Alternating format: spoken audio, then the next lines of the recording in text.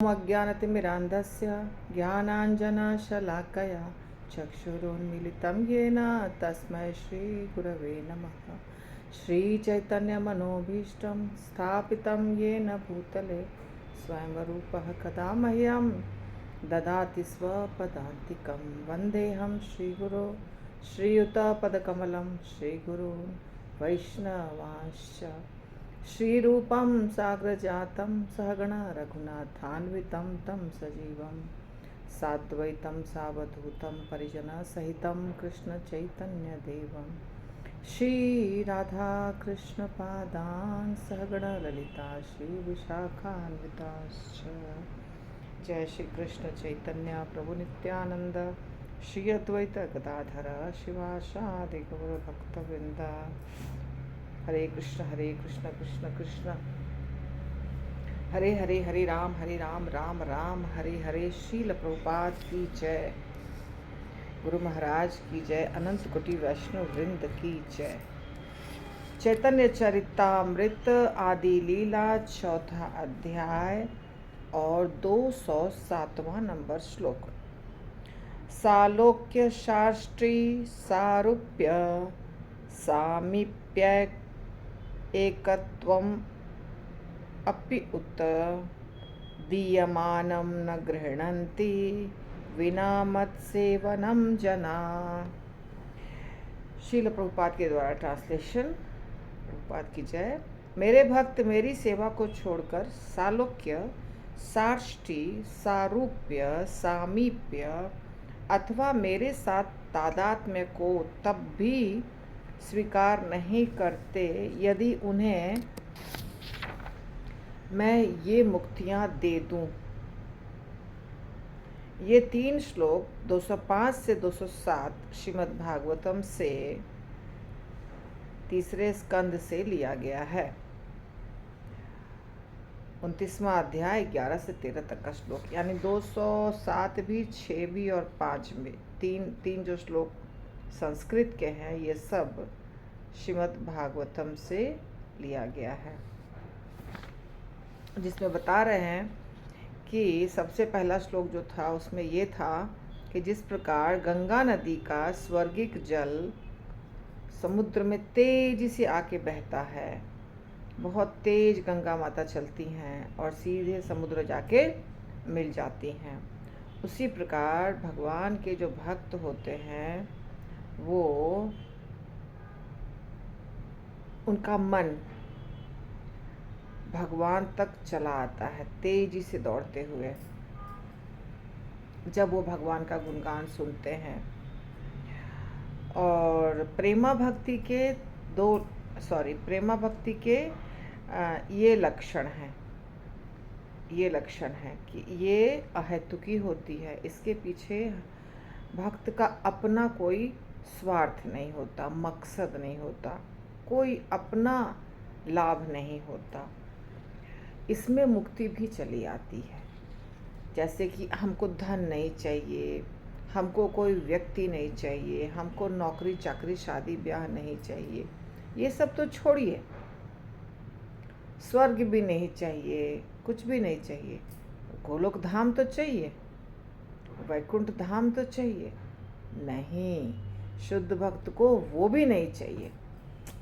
इसलिए भगवान कह रहे हैं कि ये 5 प्रकार की जो मुक्तियाँ होती हैं, जिसका हर जगह वर्णन है, सालोक्य, साष्टी, सारूप्य, सामीप्य और सायुज्य, जिसमें एक तो कहते हैं चलो भक्त के लिए नहीं है, सायुज्य मुक्ति यानी भगवान के शरीर में विलीन हो जाना या भगवान के ब्रह्म ज्योति में विलीन हो जाना, ये भक्त के लिए नहीं है, ठीक है।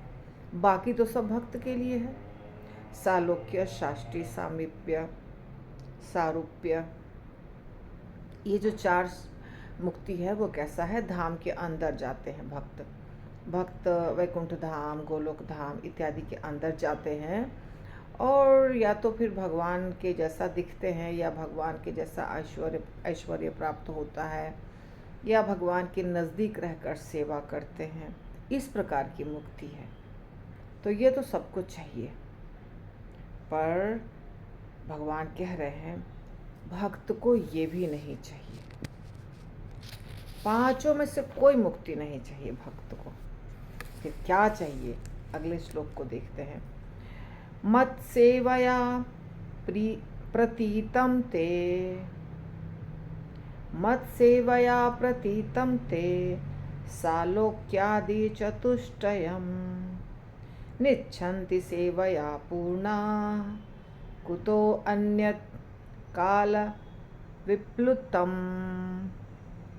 मेरे भक्त मेरी सेवा द्वारा अपनी इच्छाएं पूरी करने के बाद ऐसी सेवा से सहज प्राप्त ये 4 प्रकार की मुक्तियों को स्वीकार नहीं करते, तो फिर वे काल प्रवाह के साथ नष्ट होने वाले किसी आनंद को क्यों स्वीकार करेंगे। जब कोई भगवान की सेवा करता है तो स्वतः अपने आप उसे ये मुक्तियाँ मिल जाती हैं, कुछ अलग से प्रयास नहीं करना पड़ता है। बस भगवान की सेवा करते रहिए, गुणगान सुनते रहिए, पढ़ते रहिए किताबों को, भगवान के जो ग्रंथ हैं उसको पढ़ते रहिए, सुनते रहिए, जो है भक्तिमयी सेवा वो सब कुछ न कुछ करते रहिए। बस खुद ब खुद ये चारों मुक्तियाँ मिल जाती हैं भक्त को, उसमें जो भक्त जिसके लायक है। तो ये जो आराम से मिलती है मुक्तियाँ, इसको भी जब भक्त स्वीकार नहीं करता है तो ये आनंद नाम की जो चीज़ है, जो साधारण आनंद जो प्राप्त होता है, उसके लिए क्यों चिंता करेगा भक्त। क्योंकि हमने देखा ना, गोपियाँ जो थीं उनको आनंद प्राप्त होता है, तो ये समझा रहे हैं कि आनंद प्राप्त करने के लिए गोपियाँ भगवान की सेवा नहीं करती थी कि हाँ हम भगवान की सेवा करेंगे तो हमको आनंद प्राप्त होगा। वो उनका उद्देश्य नहीं था, अपने आप आनंद प्राप्त होता था। और अगर आनंद प्राप्त होने से उनको थोड़ी बाधा आ जाती थी सेवा में, जैसे हमने देखा कि आंखों से आंसू बह रहे हैं आनंद के कारण, तो भगवान नहीं दिखाई दे रहे। आंसू जब आंखों में भर जाता है तो विज़न जो है हमारा, दृष्टि जो है हमारा, वो थोड़ा सा धुंधला हो जाता है। तो गोपियों को जब भगवान नहीं दिखाई देते थे तो उनको गुस्सा आता था कि आंसू क्यों आ गया, भगवान तो दिखने नहीं आंसू के कारण। तो आनंद जो है, वो आनंद भी अगर दर्शन में बाधा दे रहा है या कोई सेवा में बाधा दे रहा है तो वो भी पसंद नहीं है। प्रभुपाद लिखते हैं तात्पर्य में, ये 9वें स्कंद से लिया गया है, जिसमें भगवान अम्बरीश महाराज की विशेषता बताए हैं। ब्रह्म में तदाकार होना जीव द्वारा स्वर्ग में रहने के समान क्षणभंगुर है। दोनों ही काल द्वारा नियंत्रित हैं, इनमें से कोई भी स्थायी नहीं होता। वो बात ठीक है। सायुज्य मुक्ति यानी ब्रह्म में विलीन होना। विलीन होना क्या होता है? देखिए, भगवान के शरीर से प्रकाश निकलता है और वो प्रकाश समूची दुनिया में फैला हुआ है। जैसे यहाँ पे भी हम प्रकाश को देख रहे हैं, सूरज से प्रकाश निकला हुआ है, उसको देख रहे हैं। ऐसे ही समझ लीजिए, जैसे सूरज से यहाँ प्रकाश निकला है, किसी बड़े बल्ब से प्रकाश निकल रहा है, ट्यूबलाइट से प्रकाश, बहुत तेज प्रकाश जहाँ से निकल रहा है। तो प्रकाश जो है वो इस स्पेस में, खाली स्थान में जा रहा है सब जगह। तो उस प्रकाश में अगर आपको जाना हो, मुझे बहुत सुंदर याद आ गई है, मैं आपको वो बता रही हूँ। भक्ति आश्रय वैष्णव महाराज ने एक उदाहरण दिया था उत्तम नगर के क्लास में, कि आपको पता चल गया कि आपको पुणे जाना है, ठीक है, आपको पता चल गया कि आपको पुणे जाना है और आप टिकट कटा के या कैसे भी करके पुणे आ गए।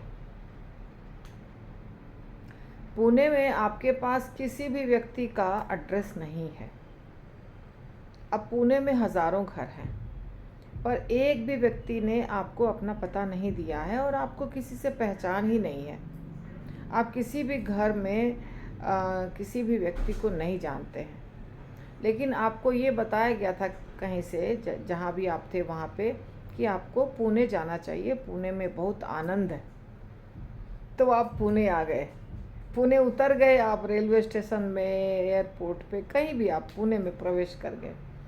लेकिन पुणे में हज़ारों घर होने के बावजूद भी ना किसी घर का पता ठिकाना मालूम है, ना किसी घर के व्यक्ति को आप जानते हैं, ना किसी से मुलाकात हुई है, ना किसी के साथ परिचय है या प्रेम है, कुछ भी नहीं है।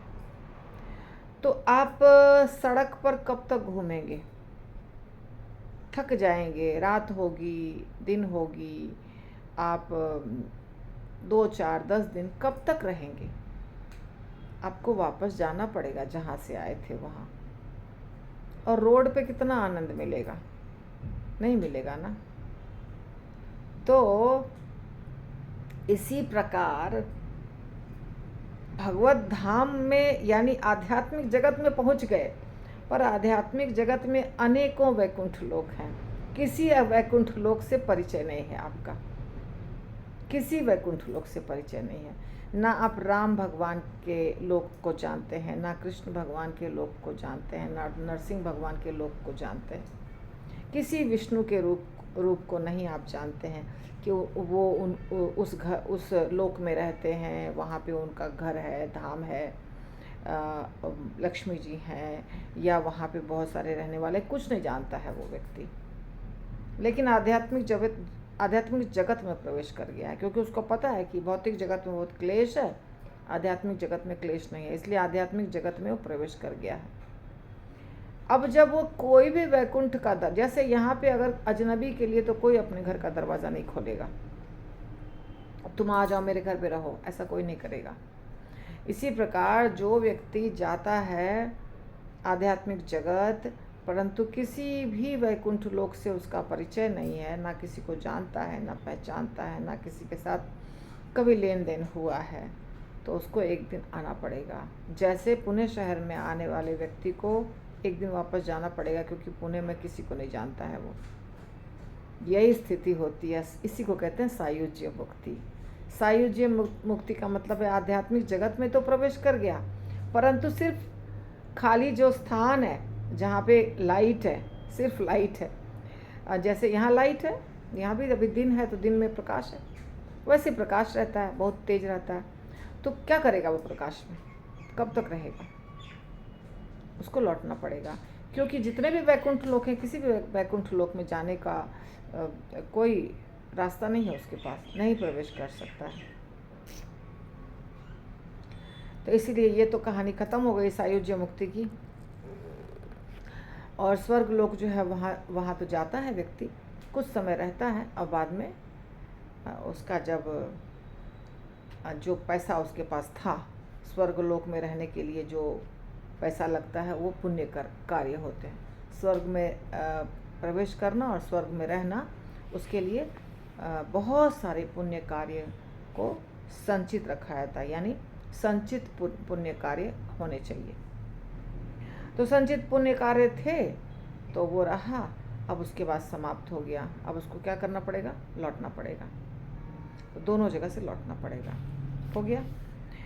काम गंधहीन स्वाभाविक गोपी प्रेम काम गंधहीन स्वाभाविक गोपी प्रेम निर्मल उज्ज्वल शुद्ध जैन दग्ध हेम। एक ट्यून पढ़ते पढ़ते दूसरा भूल जाती है। काम गंधहीन स्वाभाविक गोपी प्रेम निर्मल उज्ज्वल शुद्ध जैनो दग्ध हेम। बहुत सुंदर। काम गंधहीन स्वाभाविक गोपी प्रेम निर्मल उज्ज्वल शुद्ध जैनो दग्ध हेम। हेम का मतलब होता है सोना। दग्ध यानी एकदम जिसको बहुत ज़्यादा गर्म किया गया है, पिघला हुआ सोना। और गोपी प्रेम, यदि गोपी का प्रेम है और उसके अंदर थोड़ा भी काम नहीं है, काम गंधहीन, तो वो क्या हो गया? शुद्ध प्रेम, स्वाभाविक शुद्ध प्रेम। और वो क्या है? निर्मल। निर्मल है मतलब उसमें थोड़ी भी गंदगी नहीं है, मल नहीं है, उज्जवल है, चमकीला है। तो ऐसा होता है गोपियों का प्रेम। थोड़ी भी काम नहीं है, अपना स्वार्थ नहीं है, ऐसा है जैसे पिघलता हुआ सोना। कृष्ण रसहाय गुरु बांधव प्रेयसी, गोपिका होय न प्रिया शिष्या सखी दासी। इसका ट्रांसलेशन मैंने नहीं पढ़ा था। गोपियों के सहज प्रेम में काम की गंध नहीं आती, यह निर्दोष, उज्जवल एवं पिघले सोने की भांति है, शुद्ध है। और ये जो पढ़ा इसका है, गोपियाँ भगवान कृष्ण की सहायक, गुरु, मित्र, पत्नी, प्रिया, शिष्या, सखी तथा दासी है। ये सारा रोल गोपियाँ अदा करती हैं। कृष्ण की सहायक, गुरु, मित्र, पत्नी, प्रिय शिष्या, सखी, दासी। बस प्रपोट नहीं है। सहाया गुरु वह शिष्या, भुजिष्याः बांधवा स्त्रियः, सत्यं वदामि ते पार्थ, गोप्या किं मे भवन्ति न। हे पार्थ, मैं तुमसे सत्य कहता हूँ, गोपियाँ मेरी सहायक, गुरु, शिष्या, सेविका, मित्र तथा प्रेयसी हैं। मैं नहीं जानता कि वे मेरे लिए क्या नहीं हैं। देखिए भगवान कह रहे हैं अर्जुन को, पार्थ यानी अर्जुन को। ये है श्लोक गोपी प्रेमाकृत का, पता नहीं किसने लिखा है, मुझे नहीं पता। तो गोपियाँ कह रही हैं अर्जुन को, कृष्ण कह रहे हैं अर्जुन को कि गोपियाँ जो हैं वो मेरी सहायक हैं, असिस्टेंट जिसको कहते हैं, वो मेरी गुरु हैं। कुछ गोपियाँ हैं जिनको भगवान गुरु मानते हैं, कोई शिष्या हैं, कोई छोटी हैं, छोटी तो करीब करीब सब हैं, पर फिर भी कुछ गोपियाँ हैं जैसे पौर्णमासी हैं या नंदी मुखी हैं, ऐसी सीनियर गोपियाँ हैं। तो और जो बराबर की है उसमें भी कोई बहुत समझदार गोपी हैं, ललिता, विशाखा इत्यादि। तो गुरु तो व्यक्ति छोटे बड़े किसी को ही मान सकता है, तो भगवान प्यार से उन लोग को गुरु मानते हैं। कोई शिष्या, कोई सहायिका, कोई प्रेमिका, कोई मित्र, ऐसे सब अलग अलग हर तरह का संबंध है, क्योंकि प्रेम की पराकाष्ठा है। पराकाष्ठा जब होता है तो वहाँ पे सारा जितने प्रकार की सेवाएं हैं, हर प्रकार की सेवा होती है, दोनों के बीच में ऐसा संबंध होता है। जैसे कहा जाता है कि पत्नी जो होती है वो माँ का रोल भी अदा करती है। क्यों कहा जाता है? क्योंकि जैसे माँ ख्याल रखती है तबीयत अच्छी रहे, प्रसाद अच्छे से ले और गलत कार्य ना करे, ये सब का ख्याल माँ करती है ना, मेरा बच्चा, ये सब वैसे पत्नी भी करती है। पत्नी भी गुस्सा करती है, ये नहीं मिलेगा, डायबिटीज़ है, ये नहीं मिलेगा खाने के लिए, आपको यही खाना है, कैसे भी करके खाइए, रात को लेट क्यों आए, शराब क्यों पिए, ऐसे जो बुरी आदत है उसके ऊपर पत्नी स्ट्रिक्ट बनती है। तो वो माँ का रोल है वास्तव में। तो ऐसे करके सारा रोल जो है वो अदा करती है पत्नी, क्योंकि माधुर्य प्रेम जैसे भगवान और गोपियों के बीच में है, उसी प्रकार का पति और पत्नी के बीच में भी होता है। अब यहाँ का संबंध, यहाँ पे इस भौतिक दुनिया में प्रेम शुद्ध नहीं है, बात अलग है, लेकिन आध्यात्मिक जगत में वो शुद्ध प्रेम होता है। यानी भगवान कृष्ण का जो प्रेम है अपने पत्नियों के साथ, जो उनकी पत्नियां हैं 16,108, वहाँ पे भी माधुर्य रस ही है, उसको भी माधुर्य रस कहते हैं।